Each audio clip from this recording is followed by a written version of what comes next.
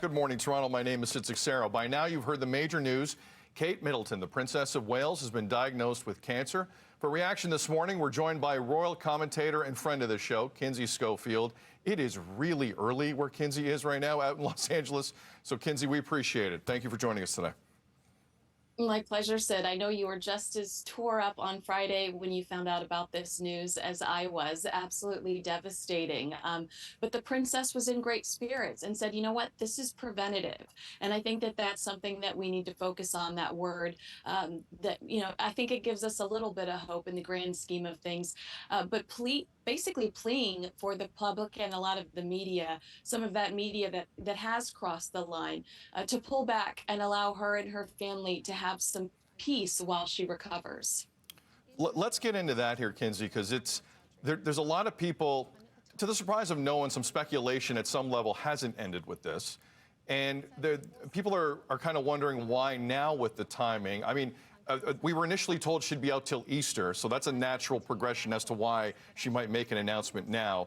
I was watching NBC's coverage Friday, and Lester Holt was anchoring, and he brought up the point, you know, did that attempted breach of information at the hospital last week, did that play into the timing of this at all? Was there a fear that maybe this would get out in some nefarious way?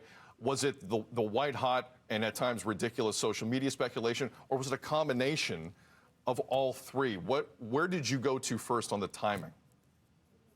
Well, we understand that the Princess of Wales learned about this diagnosis on February 27th, so not too long ago. And that is when Prince William pulled out of his godfather's memorial service, and we saw Prince Andrew walking forward, and people were so upset about it. And now we know why Prince William had to pull out of that service.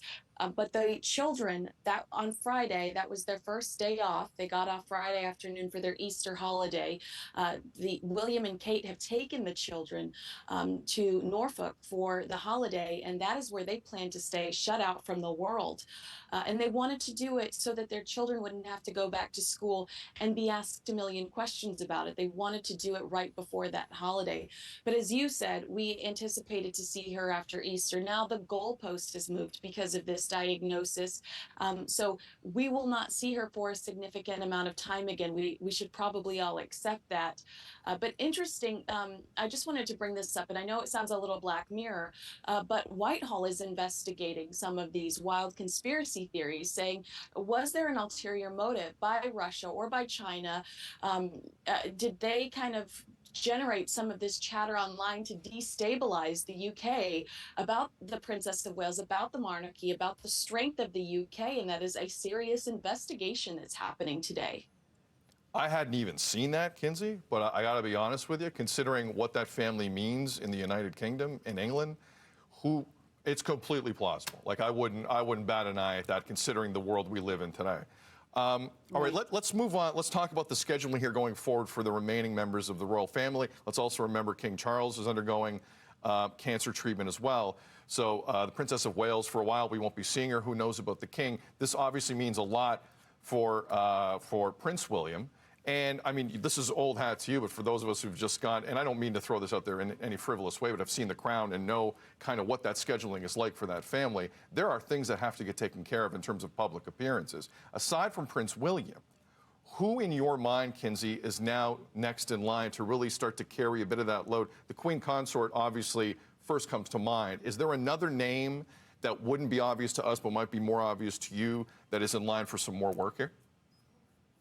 Well, we do see Prince Edward an awful lot, and he's got such a sweet spirit. But, you know, Peter Phillips told Sky News Australia over the weekend that King Charles is frustrated that his recovery from cancer is taking so long, that he would rather it be done right now. And there are plans to see him for Trooping the Color. There are plans to see the king around the Easter holiday. So the king is eager and trying to get back to work as quickly as possible. Finally, Kinsey, how did Harry and Meghan react to this? Because the two will obviously be forever linked to Buckingham Palace. What was their take? Well, first of all, Sid, I think you'd probably find it interesting to know that they found out the same way you and I did on television Hmm. on Friday night. They were not alerted to it before the rest of the world was. They did release a statement praying for healing for the Princess of Wales and privacy. And I thought it was interesting because they referred to her as Kate, even though they insist everybody call them by their titles. They, said that they hoped for healing for Kate.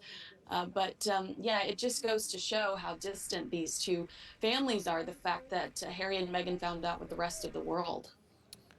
Fascinating.